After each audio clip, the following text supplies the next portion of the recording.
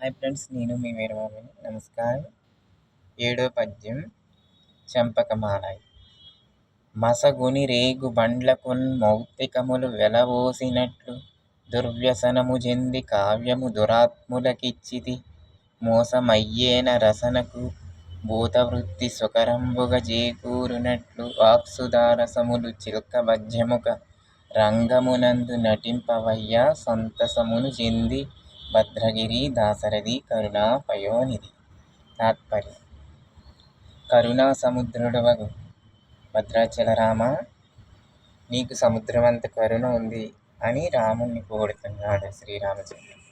ముత్యాలను రాసులుగా పోసి రేగుపండ్లకు ఆశపడి అమ్మినట్లుగా దురాశతో మోసపోయి దుష్టులగు వారికి నా కావ్యములు అంకితమిచ్చితిని. ముందొకసారి రామదాసు తన కావ్యము కొంతమందికి అంకితం చేశాడు. అందువలన నా వాక్కులకు స్వచ్ఛత కలుగునట్లుగా, వాక్కులు అనేది అమృతరసము ఒలుకునట్లుగా, పద్యములు గల నా ముఖమనేది రంగస్థలమునందు సంతోషముతో నర్తింపవయ్యా. అందుకు నా వాక్కులు మళ్ళీ శుద్ధి కలిగేలాగా అనుగ్రహించి నీ అమృతరసం నాపై కురిపించని రామదాసు శ్రీరాముణ్ణి వేడుకొనిచున్నాడు.